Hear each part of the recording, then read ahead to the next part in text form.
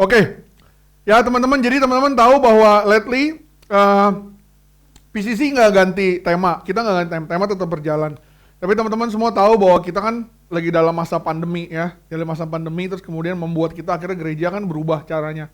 Tadinya offline, ada online, terus tiba-tiba ya kita harus jujur-jujuran banyak pergejolakan di teman-teman semua. Ada yang pengen tetap ibadah offline, ada yang belum terbiasa ibadah online. Nah, dikala semua jemaat lagi ngeributin itu, sebenarnya Tuhan kirim pesan baru buat kita. Nah, pesan baru itu judulnya adalah, tema besarnya kalau kalian mesti ingat baik-baik kata-kata ini adalah Hafruta. Nah, itu yang disampaikan oleh para penatua, semua para leader-leader kita yang diturunin, dan ketika diterjemahin, dan menurut saya secara pribadi waktu ngerti hal ini, poinnya oke banget, dan saya pikir teman-teman juga nanti coba makanya buka. Hari ini saya mau share, nanti teman-teman catat karena banyak ayat yang saya pengennya nggak pengen saya bacain semua di sini, teman-teman nanti baca di rumah, sama ada beberapa poin yang kita mau bahas. Poinnya adalah gini, kalau kalian semua gedit hari ini soal Hafruta, apa itu Hafruta, maka besok-besok kalian akan punya gampang atau tidak punya kesusahan untuk menjalani gimana sih ngejalanin gereja di masa ini gitu. Jadi nggak usah pusing, mau ada pertemuan, nggak ada pertemuan, kita tetap bisa pegang jiwa-jiwa jemaat-jemaat kita gitu ya. Nah, saya mau mulai dengan ini.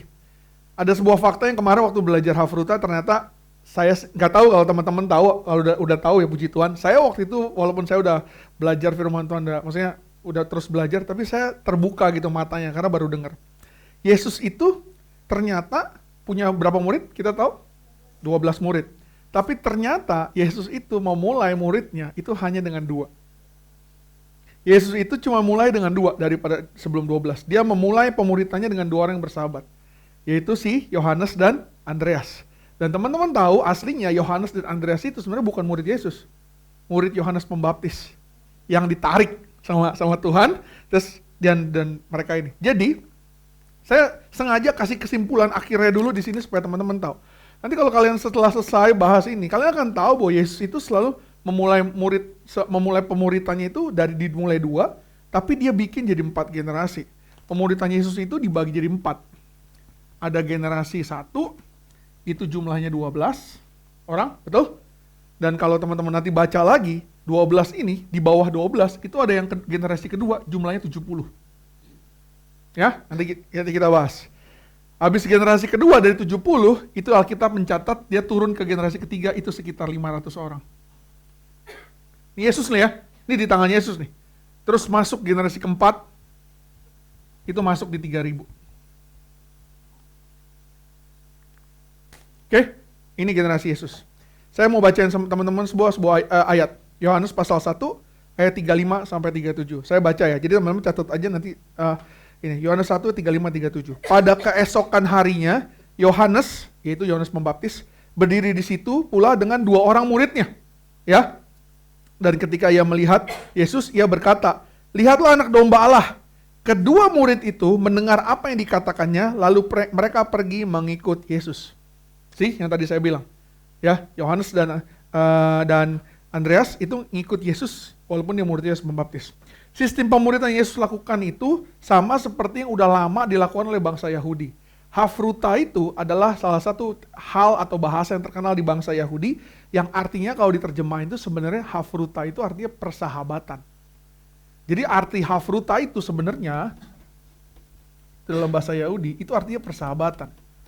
Nah, ini tuh sebenarnya bukan hal yang asing buat bangsa Yahudi. Dia udah lama gitu. Nah, singkatnya tuh Hafruta tuh ngapain sih persahabatan itu? Dia tuh bikin kelompok kecil. Terutama dalam kelompok yang cuma 2-3 orang. Dia tuh nggak bikin kelompok yang banyak. Apa contohnya? Teman-teman tahu cerita Daniel kan? Daniel tuh dari zaman dulu udah praktekin Hafruta sama 3 temannya. Siapa temannya? Sadrak, Mesak, Abednego. Hafruta itulah yang membuat mereka berempat termasuk Daniel bisa bertahan. Kamu tahu dong Daniel banyak banget cobaannya. Betul? Banyak banget yang dia hadapin. Itu yang bikin mereka, saya percaya waktu mengerti cerita ini, saya jadi paham. Kita kan selalu diceritain Daniel tuh imannya kuat banget, bener gak? Yang disuruh dibakar aja dia gak ini. Sekarang saya paham, salah satunya bukan karena kekuatan dia sendiri, karena dia punya Hafrutanya, dia punya temennya yang berempat itu. Dan ternyata setelah dibaca dengan detail, Alkitab bahkan mencatat Daniel tuh setiap kali mau ngelakuin apa selalu minta saran dulu sama teman-temannya. Waktu Daniel diminta nafsirin mimpinya raja, hal pertama yang dia lakukan tuh cari temennya dan dia minta temennya dukung dalam doa. Gak percaya? Daniel 2 ayat 16-17. Ini firman Tuhan bilang begini. Maka Daniel menghadap raja dan meminta kepadanya supaya ia diberi waktu untuk memberitahukan makna itu kepada raja. Kan ceritanya Daniel ditanya nih mimpi raja ya. Dia bilang dia minta waktu untuk bisa memberitahu. 17. Kemudian pulanglah Daniel. Daniel pulang nih. Dan memberitahukan hal itu kepada Hananya, Misael dan Asaria, teman-temannya. Betul? Dengan maksud supaya mereka memohon kasih sayang kepada Allah semesta langit mengenai rahasia itu, supaya Daniel dan teman-temannya jangan dilenyapkan bersama-sama orang bijaksana yang lain di Babel. Lihat. Jadi Daniel dari zaman dulu udah praktekin. Dia ada masalah sama raja, jadi yang dia lakukan adalah dia pulang ke teman. Nah ini hafrutanya Daniel. Jadi hafrutanya Daniel itu sekali lagi adalah bicara soal fellowship, soal companionship, soal persahabatan. Nah di dalam hafruta antara mereka itu bukan cuma soal bahas akademis. Kamu tahu akademis ya? Jadi kita kumpul nih. Misalnya kita kumpul berempat. Yosua kumpul nih misalnya berempat, terus Yosua ngajarin, lu mesti bisa main keyboard kayak begini. Oh misalnya kita kumpul sama saya mesti ngajarin, kamu tuh khotbahnya mesti begini. Bukan. Di sini bukan cuma soal akademis, tapi lebih kepada soal hubungan, soal relationship. Fokus prosesnya itu saling ngajar, saling najemin, supaya mereka bisa saling menajamkan. Kan firman Tuhan bilang, Amsal 27:17 bilang ini, besi menajamkan besi, betul? Orang menajamkan sesamanya. Nah, saya mau kasih bukti, teman-teman.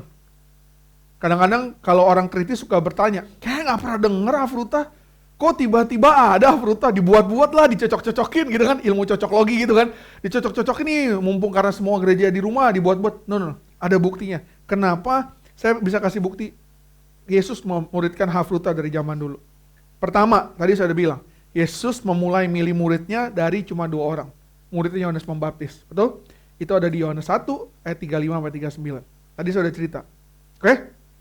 Kedua, perhatikan cara Alkitab nulis nama-nama rasul atau murid-murid dalam Alkitab. Dia selalu mengelompokkannya berdua atau bertiga dan pakai kata dan. Coba lihat Matius 10 ayat 2-4. Terus lihat Lukas 6 ayat 14-16. Terus lihat Kisah 1 ayat 13. Kisah Rasul 1 ayat 13.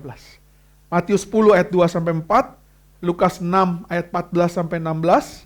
Kisah Rasul 1 ayat 13. Kalau muridnya lagi disebut, selalu sebutnya 2. Yunus dan Anton, koma. Handri dan Irfan, koma. Yosua, baca kalau nggak percaya. Dari zaman dulu penulisannya udah 2 atau 3 dan pakai dan. Itu yang kedua. Apalagi bukti yang ketiga. Yesus selalu mengutus murid-muridnya berberapa? Berdua. Ya kan? Sadar gak? Yesus selalu mengutus muridnya itu berdua. Dia nggak pernah ngutus Petrus pergi sendirian. Dia nggak pernah ngutus Andreas pergi sendirian. Dia selalu ngutusnya berdua-dua. Markus 6 ayat 7. Baca. Lukas 10 ayat 1-2. Baca. Dan apa bukti lain? Itu bukti yang ketiga. Bukti yang lain apa? Kenapa dari dulu udah ada praktek hafruta? Yesus bilang apa? Kalau 2-3 orang sepakat, maka dia hadir di tengah-tengah. Betul? Dia gak pernah bilang begini, maka kalau 30 orang sepakat, Yesus hadir. Dia selalu bilang 2-3 orang sepakat, dia hadir di tengah-tengah. Itu kenapa makanya kita hari ini mau paham soal hafruta. Jadi kalau dari zaman dulu, Yesus sudah praktekin, terus kemudian gereja berubah gitu ya, dengan sesuai dengan zaman, gak masalah. Gak ada yang masalah, kan Tuhan juga bilang, Alkitab juga bilang, segala sesuatu ada masanya. Tapi poinnya adalah basicnya tetap kita ikut apa yang Yesus kerjakan. Jadi ketika sekarang kita ada di zaman sekarang di mana kita gak bisa ngumpul di gereja, ya jangan terus kemudian kayak seolah-olah, gak bisa dong, tetap mesti gereja. No, karena dari dulu ya sudah jalan, yang paling penting adalah ininya. Punya gedung gereja yang bagus, puji Tuhan. Tapi kalau sekarang tiba-tiba Tuhan, misalnya Tuhan ambil sementara, kalian jangan terus tiba-tiba bilang gak bisa bergereja. Karena Tuhan udah ngajarin dari dulu. 2-3 orang. Oke? Nah, saya mau bilang begini. Di dalam hafruta, yang kita mau jalanin di dalam yang Tuhan ajarin. Persahabatan kan tadi kan bilangnya. Tapi persahabatan itu bukan persahabatan biasa.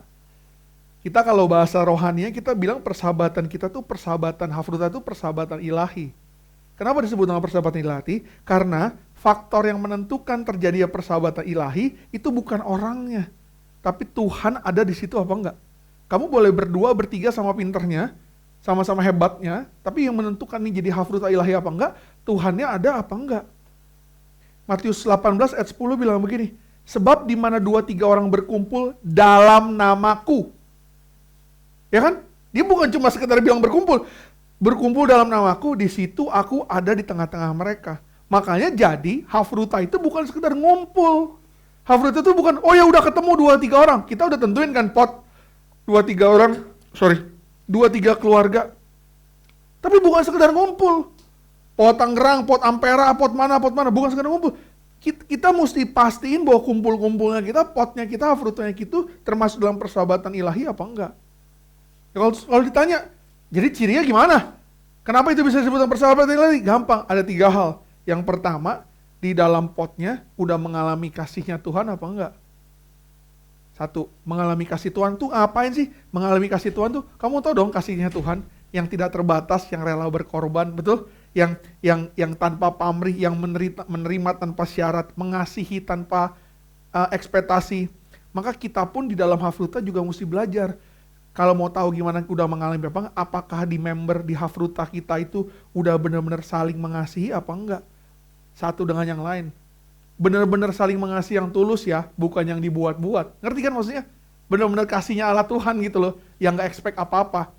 Kan kadang-kadang kita suka gini, kalau kita nolong orang kita expect supaya nanti kalau gue susah lu juga tolong gue, kan gitu kan. No. Tapi kasih Tuhan tuh gak pernah mikir begitu. Nah, di hafruta kalian udah begitu apa enggak? Gitu isinya. Itu yang pertama, ada kasihnya Tuhan. Yang kedua, udah paham soal kebenaran belum? Kebenarannya Tuhan. Kebenaran Tuhan loh, jelas, bener banyak. Tapi yang kebenarannya Tuhan bisa diukur, bener nggak? Kalau udah bener belum? Udah isinya udah pada paham apa itu kebenaran nggak? Udah terbuka, udah saling jujur, udah nggak ada yang ditutup-tutupin, betul. Dan yang paling penting tuh kalau udah bener tuh artinya apa? Bener tuh intim hafrutanya. Saya mau kasih tahu terjemahan intim. Terjemahan intim itu adalah di zaman sekarang. Kalau kalian benar-benar udah intim satu dengan yang lain dalam hafruta, lu nggak baperan. Nggak ditegor ngambek, nggak kayak mau ngomong takut-takut, ngerti gak maksudnya? Kalau kalian udah bisa intim di dalam hafruta itu, udah paham kebenaran, nggak ada yang baper-baper, saling tegur tuh biasa, saling ingetin tuh biasa. Jadi kalau masih mikir, enak gak ya gue tegur gini, itu berarti kalian belum sampai titik ini gitu, belum ada intimnya, nggak usah pusing-pusing. Jadi nggak kadang-kadang orang suka bilang begini, oh tergantung dong kan sikap orang beda-beda. Attitude orang, nggak ada hubungannya. Mau itu ekstrovert, mau itu introvert, kalau intim mah intim aja. Gitu. Ya. Nah, yang ketiga, yang paling sering orang bilang bahwa ini susah adalah, kalau hafrutanya udah dalam ilahi, itu mestinya ada kuasa Tuhan di situ. Artinya kuasa Tuhan adalah waktu kalian sama-sama doain, benar-benar didoain dan benar-benar terbukti ada yang dahsyat. Itu ibarat kata kapal penyelamat tuh setiap orangnya tuh rela berkorban satu dengan lain untuk nyelamatin jiwa. Jadi kuasa Tuhan tuh ada di situ. Apa yang kalian doain, kejadian, walaupun nanti waktunya kapan saya nggak tahu, bener gak waktu Tuhan. Tapi apa yang kalian rindukan, ada yang mungkin sakit, kalian doain bisa sembuh, dan lain sebagainya. Kuasa Tuhannya mesti ada. Kita nggak bisa ngeremehin kuasa Tuhan, karena memang karena kita sama Tuhan gitu. Oke? Ya? Paham ya sampai sini teman-teman? Ya, ingat ya, hafruta 3 hal. Yang penting ada kasih Tuhan. Hafruta dalam ilahi persahabatan ilahi ada kasih Tuhan. Yang kedua ada kebenaran Tuhan di situ. Ketiga mesti ada kuasa Tuhan. Amin. Nah, waktu kalian ngumpul-ngumpul di hafruta, ketika kalian udah punya 3 hal itu, tentunya ujung-ujungnya Tuhan selalu ngajarin kita, selalu targetnya adalah pemuritan. Betul gak? Kalian kalau baca di firman Tuhan, manapun Tuhan Yesus selalu ngarahin pemuritan. Nah, tujuan pemuritan itu kan Tuhan selalu bilang, ujung-ujungnya buat jadi orang penjala manusia. Bener gak? Buat orang jadi penjala manusia. Matius 4 ayat 19 bilang begini. Matius 4 ayat 19. Yesus berkata kepada mereka, mari ikutlah aku, dan kamu akan kujadikan penjala manusia. Nih, kita kan sering dengar kata-kata pemuritan ya. Kita sering dengar kata-kata pemuritan. Tanda bahwa orang dimuridkan itu adalah si guru menerima orang tersebut sebagai muridnya. Bener dong? Bener, kamu guru les. Tanda-tanda kamu murid kamu dimuridkan ya, kamu menerima sebagai guru, betul? Dia harus menerima sebagai muridnya. Tanda-tanda kita dimuridkan, misalnya saya sama Anton, clear bahwa saya gurunya, dia muridnya, kita sama-sama lain bahwa kita mau belajar sama-sama. Sehingga gini, gampangnya adalah gini, tanda-tanda pemuritan adalah, si guru kan bilang begini dong, bilang begini nih istilahnya, hey, ikutlah aku, maka akan kujadikan kamu serupa dengan aku. Bener gak? Kan itu tujuan dong. Yosua pemain keyboard, ada satu yang belum bisa main keyboard. Tujuannya jelas dong. Yosua akan bilang, hey, akan aku jadikan kamu, ikut aku, akan aku jadikan kamu bisa main keyboard seperti aku. Ngerti gak? Jadi kalau secara generalnya, harusnya bilang gitu dong, hey, ikut aku, maka kamu akan jadi sama seperti aku. Setuju gak di sini? Ngerti kan maksudnya nangkep kan? Nah, kalau udah nangkep dan setuju, kan harusnya Yesus bilang begitu dong. Ikutlah aku, maka kamu akan jadi seperti aku. Bener gak? Yesus boleh berhak ngomong begitu? Berhak dong. Ikutlah aku, maka kamu akan jadi seperti aku. Tapi Yesus gak ngomong begitu. Karena Yesus tahu kalau ngomong begitu doang, kayak gak jelas gitu. Hey Handri, ikutlah aku, maka kamu jadi seperti aku. Handri bisa nanya, seperti kamu tuh ngapain? Seperti kamu tuh gimana? Sama bentuknya, gendutnya 95 kilo gitu misalnya.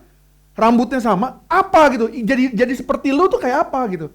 Makanya Yesus, makanya saya selalu bilang, ya, orang suka bilang Yesus tuh kata-katanya rumit, ribet, enggak sama sekali. Kalian kalau benar-benar paham Yesus tuh orang yang menurut saya paling cool sedunia, yang paling gampang. Yesus langsung bilang gini, mari ikutlah aku, dan kamu akan kujadikan penjala manusia. Jadi gini, ibarat kata Yesus langsung ngasih tahu, kalau kamu mau ikut aku akan jadikan kamu sama kayak aku tuh artinya adalah lu jadi penjala manusia. Udah, titik. Tuhan tuh mau bilang gitu. Jadi dia tuh langsung to the point, dia nggak bertele-tele. Hey, kalau ikut aku, jadi kayak aku lu.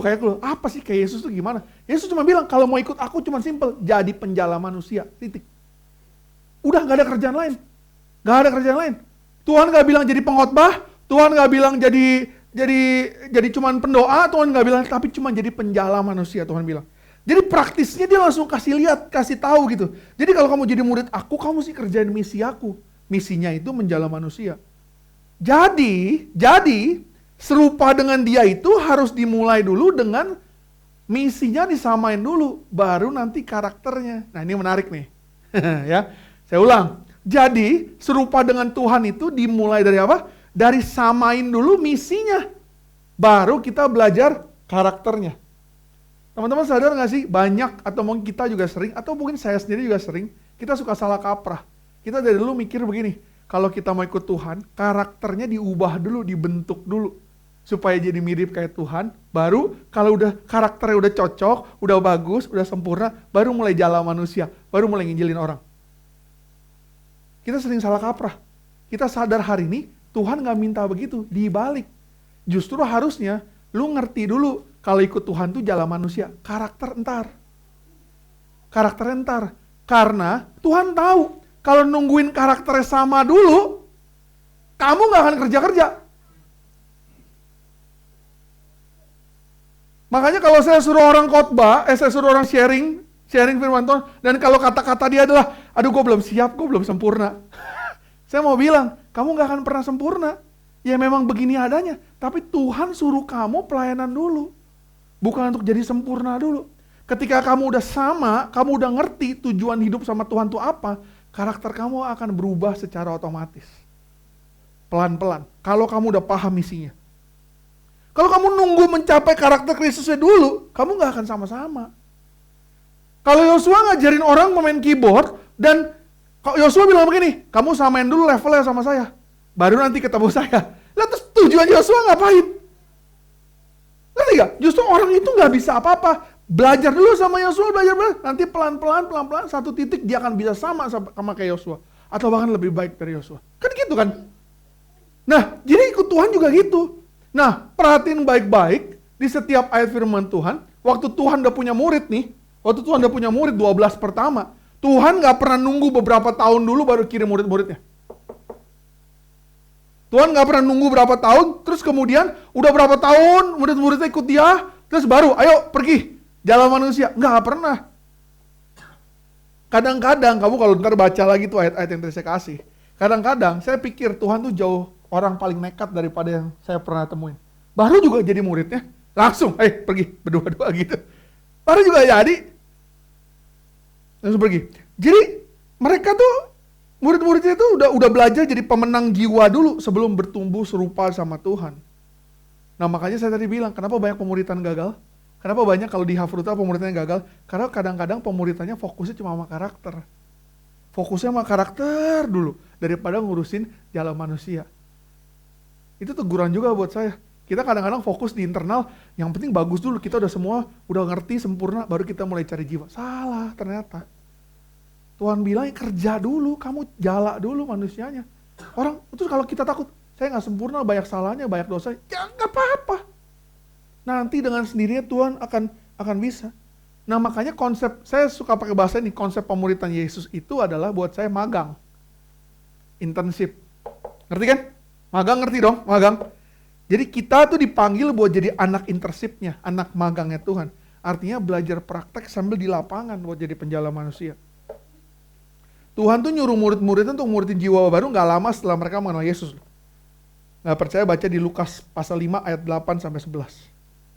Bahkan 70 murid ini nih, generasi kedua ini, itu udah disuruh sejak mereka masih sangat orang percayanya baru percaya. Saya tahu dari mana orang percaya baru? Kalau kamu buka di Lukas 10 ayat 1-3, Lukas 10 ayat 1-3, Yesus bilang yang 70 ini nih, 70 ini dia pakai bahasanya adalah anak domba. 70 itu disebut dari sana, itu berarti dia masih fresh banget, masih baru. Nah kalau kamu perhatiin Yesus, Matius 5-10 ya, Matius pasal 5 sampai pasal 10, itu tuh Yesus pengajar buat anak-anak magangnya. Kalau mau tahu apa sih yang Yesus ajarin buat anak-anak magangnya, buat murid-murid dan 12 dan 7 generasi ini, itu ada di Matius 5 sampai 10. Itu urutannya begini nih, saya kasih tahu, ini urutannya begini kalau kamu baca. Dari Matius 5 sampai 9-nya, itu Yesus demonstrasi. Dia tunjukin gimana cara jalan manusia. Murid-muridnya ngeliatin, ngamatin. Itu urutannya ya. Habis itu, terus Tuhan kasih lihat, demonstrasi dulu cara jalan manusia. Dia beritain Injil, dilanjutannya, urutannya. Habis itu gimana cara hidup dalam kerajaan Allah, Tuhan ngajarin. Terus yang terakhir, Yesus sempat kasih demonstrasi pengusiran setan. Ingat ya? Yesus kasih demonstrasi pengusiran setan. Udah diajarin, dikasih lihat ke murid-muridnya, baru di bagian terakhir Tuhan utus muridnya berdua-dua buat lakuin apa yang dia lakuin. Jadi berkati Yesus sudah bilang, udah lihat, saya ngajarin, udah kasih lihat saya, dan kamu pergi kedua-dua. Jadi saya mau kasih tahu, Yesus sebagai yang ngajar anak magangnya, yang Yesus ajarin bukan cuma soal beritain Injil. Beritain Injil itu salah satunya, tapi banyak yang dia ajarin. Dari soal pengusir setan segala macam. Intinya apa? Yang Tuhan ajarin itu adalah bukan cuma soal beritain Injil, tapi penuhin dulu kebutuhan orang-orang ini. Tuhan tuh mau kasih lihat ke murid-muridnya, lu jangan sibuk ngajar doang. Penuhin dulu kebutuhan mereka. Kebutuhan mereka apa? Lagi sakit perlu didoain, doain. Lagi perlu dihibur, hibur. Lagi perlu ditolong. Jadi bukan cuma ngajar kebaikan Injil. Nah Tuhan tuh kasih lihat ke murid-muridnya. Dan dia bilang, lakuin, pergi berdua-dua, lakuin apa yang sudah kamu lihat. Makanya kita di Hafruta, di POT, ingat baik-baik. Saya tahu semua punya berapa banyak gaya. I know. Bebas. Tapi poinnya adalah gini, Bu. Kan kita dulu suka terjadi perdebatan. POT yang benar tuh kayak gimana sih? Oh harus ada firman Tuhan. Oh harus ada apa? Pujian. Harus ada yang main gitar. Harus ada kolekte. Saya mau kasih tahu, kalau otak kalian masih di situ, kalian belum paham apa itu Hafruta. Hafruta itu mesti ngalir apa adanya. Benar-benar kayak gini loh. Kayak saya Yosua Handri itu udah kayak Hafruta banget gitu. Tapi kita ini udah dibangun dari dulu kan gitu. Dan perlu proses. Ya nggak sampai duit lu adalah duitku, gitu kan, rumahmu adalah rumah istrimu. Nggak sampai kayak begitu. Tapi poinnya adalah, itu mesti dibangun. Maksudnya gini, kalau kalian masih kaku, nggak. Yang penting ada di dalam Hafruta, poin yang paling benernya ada, di mana kalian saling memenuhi kebutuhan anak-anak pot kalian. Injil betul mesti dikasih tahu, tapi jauh lebih penting untuk memenuhi kebutuhan. Anak pot kalian lagi butuh apa? Butuh sakit lagi mau didoain, doain. Butuh dikunjungin, kunjungin. Dia butuhnya apa? Mesti diset sesuatu. Oh dia butuhnya gini, kita cuma duduk diam dengerin dia cerita. Sejam gitu dia pengen curhat, gak apa-apa, taruh kuping kalian, penuhin kebutuhannya supaya Hafrutanya jadi benar-benar berjalan. Ini maksudnya. Jadi Hafrutanya tuh mesti benar-benar gitu. Gak mau di Hafruta kalian cocoknya pakai nyanyi gitar, boleh, nggak masalah. Yang penting esensinya nggak kehilangan. Oh Hafruta kami gaul kok, pakainya online, it's okay. Nah ini dia, kan kemarin kita ada perdebatan kan, online apa offline, online apa, nggak pusing. Sekedar telepon doang, nggak apa-apa juga. Yang penting kalian bisa penuhi kebutuhannya orang-orang kalian di pot. Dan yang paling penting ini nih, saya mau kasih tahu, ini hal yang paling penting dalam pemuritan apa yang kita lakukan. Matius 28 ayat 19. 28 ayat 19. Firman Tuhan bilang begini. Karena itu, tahu ya, pergilah, jadikanlah semua bangsa muridku, dan baptislah mereka dalam nama Bapa, Anak, dan Roh Kudus. Ini contoh ya, ini contoh. Ntar rekamannya dibilang saya sesat lagi. Saya Yesus nih, contohnya. Ya kan? Biar walaupun kayaknya mirip-mirip sih wajahnya gitu. Saya Yesus nih. Saya bilang Cindy, saya bilang, Sin, pergi, ya, jadikanlah semua orang muridku. Oke? Terus Cindy kirim murid lagi, Anton. Cindy bilang apa ke Anton? Pergi Ton, jadikanlah semua bangsa murid. Murid siapa? Sekli. Sini mesti bilang adalah murid sini, bukan muridkunya dia. Benar gak? Nah, ini poinnya. Poinnya yang paling penting dalam pemuritan adalah, mau sehebat apapun kamu jadi guru, mau muridin orang, mau senapsu apapun, mau sehebat apapun, ingat, yang target kamu adalah orang-orang itu bukan sama seperti diri kita, tapi sama seperti Tuhan. Ini yang paling penting. Ini suka menjadi jebakan kita. Kalau kita kepengen banget bantuin orang berubah, terus orang itu gak mau berubah, kita yang down. Padahal ingat, targetnya bukan apa yang kita mau, tapi apa yang Tuhan mau. Jadi kita mesti bikin mereka bukan cinta sama kita. Cintanya sama Tuhan.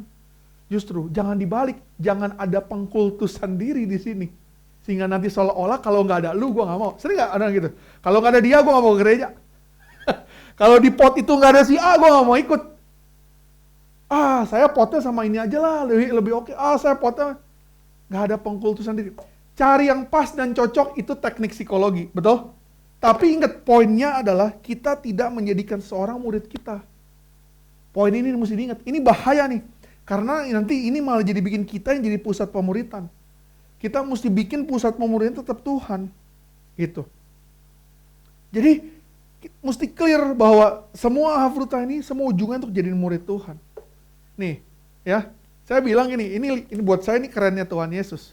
Kalau dipikir-pikir ya, pada saat Yesus sudah bangkit, ya kan, Tuhan Yesus sudah bangkit. Terus Tuhan Yesus kan naik ke surga kan, ya kan? Murid-murid kan nanya dia kan, kenapa sih mesti naik gitu kan? Saya pikir-pikir ya juga, ngapain sih Tuhan mesti pergi? Kalau di ujung-ujungnya balik lagi, kan Tuhan bilang nanti balik lagi kan, terus ngapain gitu balik lagi? Ya udah di situ aja terus.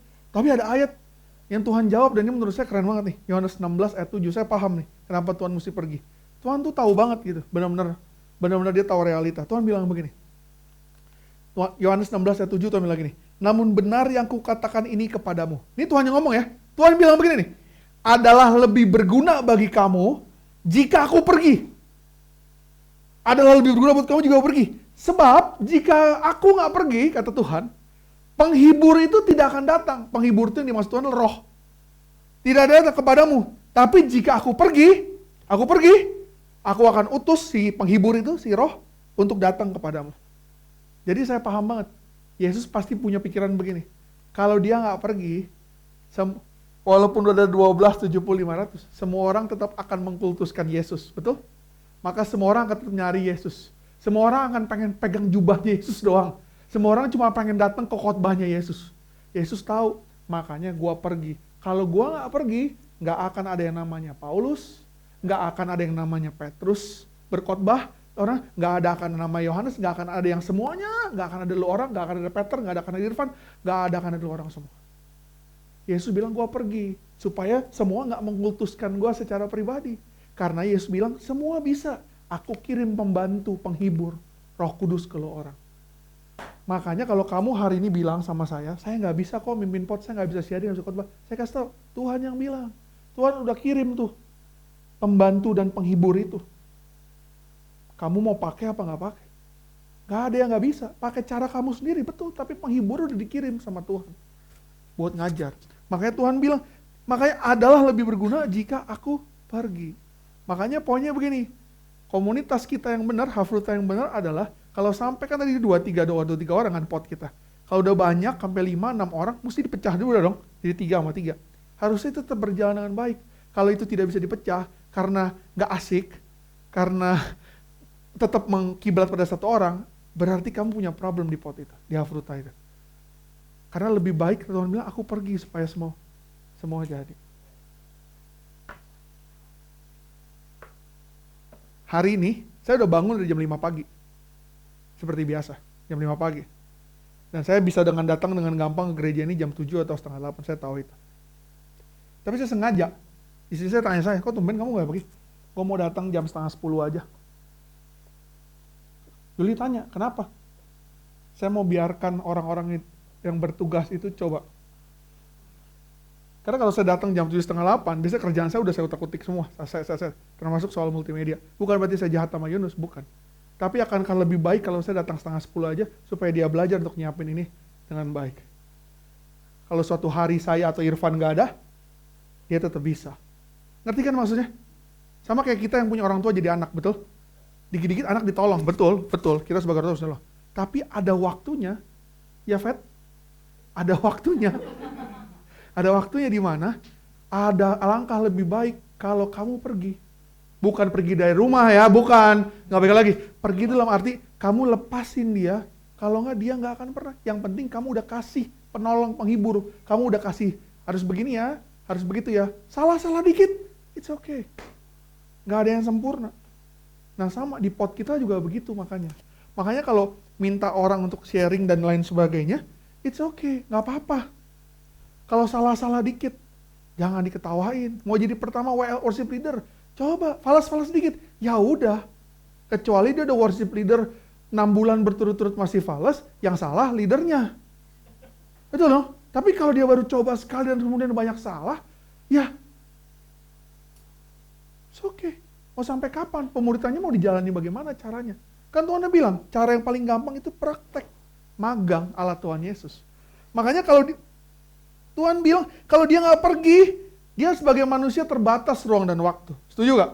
Kalau dia pergi, dia bisa ada di setiap orang. Canggih nggak lo? Dia bisa, Roh Kudus datang, bisa membantu kita untuk membentuk Hafruta ini. Semua dalam ruang penghibur. Jadi, pemuritan Allah Yesus itu adalah Kristus memuridkan kita melalui anggota tubuhnya. Kita saling memuridkan. Makanya Hafruta itu adalah alat. Jadi gini, Hafruta ini alat.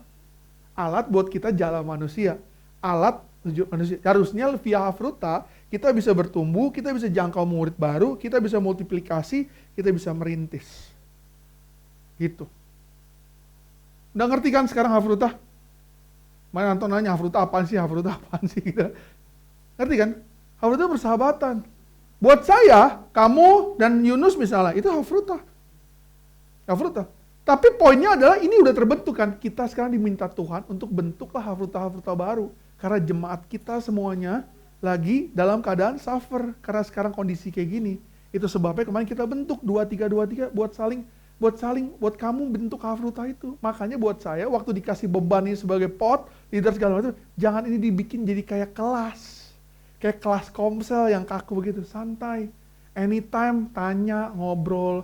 Kamu jadi orang yang paling care sama mereka, paling tahu kalau mereka ada kesulitan, paling tahu kalau mereka ada problem. Bikin Hafruta baru. Sama seperti kita ini udah kayak Hafruta sebenarnya. Gitu. Bikinlah Hafruta baru, cari kelompok-kelompok yang baru. Jangan dibikin seolah-olah kaku, mesti ketemu, mesti nyanyi. Boleh, bukan nggak salah. Tapi kalau sampai itu nggak bisa, minimal kamu semua bisa jadi bikin hafal. Inilah pemuridan Allah Tuhan. Got it? Gampang kan? Seru kan? Sesuatu yang baru gitu menurut saya, serius. Waktu dikasih tahu, waktu pertama kali saya belum dikasih, waktu saya belajar ini, saya nggak dikasih ayatnya duluan. Saya cuma dikasih gini, Yesus tuh, saya bilang kenapa sih mesti 2-3? Saya tanya Pastor Ahyong kan, Pastor bilang, Pete, Yesus tuh mulai dari 2-2. Saya bilang, kata siapa nih, dicocok-cocokin aja nih mah gitu kan. Ternyata benar. Waktu kalian baca itu semua ayat, nanti baca deh beneran. Saya baru ngeh, bener juga ya. Selama ini kita nggak pernah paham gitu. Jadi maksudnya gini, pastornya mau ngingetin kita semua bahwa kita mau bilang jadi jangan lagi kita mengeluh atau mungkin dengan kondisi sekarang. Kalau sampai kita bahkan selamanya nggak bisa bergereja fisik pun, minimal hafrutanya jalan 2-3 orang itu. Sehingga kita nggak kehilangan jemaat kita. Bener nggak? Tetap ada yang dipegang oleh mereka, yaitu kita semua. Kita nggak sempurna, of course, nggak sempurna, gitu. Tapi nggak apa-apa. Yang penting adalah ada proses pembangunan hafruta ini di sini gitu, supaya kita semua bisa paham. Dan kita nggak kehilangan jemaat kita, 2-3 orang. Bangun hafruta. Dan memang nanti pada prakteknya, ini kan semua basic ya. Nanti di sesi berikutnya, Pastor Irfan akan share yang lebih relevan, yang lebih prakteknya kayak gimana sih gitu maksudnya. Yang lebih praktikal di sesi keduanya. Tapi poin saya yang penting adalah basicnya kalian paham dulu. Nanti di sesi 2, di 2 bulan ke depan, Pastor Irfan akan share prakteknya itu gimana sih di pot kalian yang sehari-hari gimana. Di situ nanti kita mungkin bisa tanya jawab kalau memang kalian punya kendala di pot kalian apa sih gitu. Tapi buat saya gini, penguatan saya buat kalian adalah kita kan baru nih jalanin pot-pot yang 23 ini. Saya tahu banget. Saya tahu di antara kalian banyak yang punya kendala. Ada yang susah, ada yang mungkin ditolak, ada yang mungkin badung apa orangnya, susah dibilangin segala macam gitu ya. Saya mau bilang begini, saya mau kuatkan dan teguhkanlah hatimu gitu. Karena Tuhan udah bilang di sini, memang harus praktek magang. Dan kalau praktek magang salah-salah, it's okay. Kadang-kadang kita down dikit, it's okay. Gitu. Yang penting kita belajar. Nanti ujungnya baru kita bisa kesempurnaan sama kayak Tuhan. Jadi jangan kecil hati. Saya kalau saya nggak punya prinsip ini ya, kalau nggak paham prinsip ini, saya bisa down loh. Tiap kali ngeliatin postingannya Pastor Irfan atau Pastor Delvi, gila pot Ampera tuh keren banget. Tiap Sabtu jalan terus pot. Saya belum mau pot kita 2 minggu sekali ketemu aja susah banget nih. Yang satu lembur, yang satu ini. Tapi saya sadar pot ini bukan untuk dibanding-bandingin. Poinnya adalah setiap hafruta punya cara yang masing-masing. Karena hafruta yang ada di pot saya sama pot Irfan beda gitu gayanya, stylenya. It's okay. Kalian juga pasti punya beda-beda. Saya tahu Yosua Cindy juga punya masalah sendiri. Handri Fetty juga punya problem sendiri di hafrutanya. Monik Yunus juga punya problem sendiri. Anton Meli juga punya ini sendiri. Tapi poinnya adalah kenapa kita mesti jalan hafruta 2-2 ini? Ya ini. Dan ini paling relevan di zaman sekarang lagi pandemi COVID begini. Supaya kita nggak kehilangan jemaat kita. Kehilangan dalam arti gini, kehilangan bukan berarti dia harus milik PCC. Bukan. Kehilangan tuh bukan, jangan sampai dia, kayak tadi firman Tuhan hari ini yang udah ibadah, Pastor Ferdi bilang, jangan sampai dia bilang, gue capek sama Tuhan. Jangan sampai. Itu message-nya kita. Di tengah kondisi kayak gini, kita mesti nguatin mereka, supaya mereka tetap punya pengharapan, semua walaupun usahanya jelek lah, maupun misalnya kesehatan, ada yang mama papa yang mungkin sakit kena COVID lah, whatever it is, jangan sampai mereka bilang dia capek sama Tuhan. Gitu aja. Gitu. Ya, amin. Clear kan teman-teman? Apakah penjelasan saya cukup jelas gitu maksudnya? Kalau teman-teman mau lebih detail, bukunya ada available. Kita udah beli. Kalian bisa baca. Tapi rangkuman dari semua itu adalah yang barusan saya sampaikan. Dan kalau kalian mau share, kalau ya rangkumannya. Ya, tapi ya it's okay, gak masalah. Cuma segini, kalau kalian teman baca dan pengen baca, it's fine. Tapi semoga penjelasan saya cukup jelas. Ya ini basicnya. Nah nanti Pastor Irfan di pertemuan berikutnya akan jauh lebih asik karena itu lebih relevan praktek-prakteknya. Jadi kalian punya kendala apa gitu. Karena ada beberapa step di Hafruta itu ya, ada 7 kalau saya nggak salah, 7 step yang bisa ngebantuin kalian gimana di Hafruta. Tapi minimal, sekali lagi, kuatkan dan teguhkan hati kalian. Saya tahu banyak kendala, banyak pusing, kita sendiri juga punya banyak masalah. Tapi ini tujuannya. Kita mau pegang orang-orang ini, orang yang udah titipin Tuhan. Ingat, Ikut Tuhan itu artinya adalah apa tadi? Penjala manusia. Ikut Tuhan tuh bukan ikut Tuhan tuh bukan perpuluhannya jalan terus. Ikut Tuhan bukan pelayanan terus. Ikut Tuhan bukan khotbah terus menerus. Ikut Tuhan bukan juga cuman terus rajin besuk orang. No, ikut Tuhan adalah jadi penjala manusia. Itu dia. Penjala manusia itu. Kalian jalain mereka, tolongin mereka dan lain sebagainya. Yang bisa tolongin pakai cara kasih obat, yang bisa tolongin pakai kuping, bisa pakai kuping, yang tolongin orang bisa pakai uang. Ini kan bisa selalu semua soal uang kan? Gitu. Bisa juga soal waktu, soal energi, dan lain sebagainya. Oke, saya harap penjelasan ini cukup clear, supaya teman-teman paham. Jadi kita paham bagaimana kita bisa menjalankan Hafruta di pot-pot ini. Jadi jangan bingung lagi kalau disebut Hafruta itu bahasa apa? Ya inilah Hafruta. Makanya Ivan suka bercanda dengan saya, salam Hafruta, ya itu dia maksudnya. Kita mau tetap jadi Hafruta. Jadi apa adanya. Jangan ngambekan, intim. Jadi kita udah bisa paham satu dengan yang lain dan kita bisa ngerti. Amin? Amin Bapak Ibu? Ya kok Bapak Ibu sih? Saudara-saudara harusnya. Ya, jadi itu aja. Kalau teman-teman nggak paham, anytime bisa tanya saya atau Irfan. Nanti di next session Irfan akan jelasin lebih detail. Amin. Tuhan Yesus memberkati kalian semua.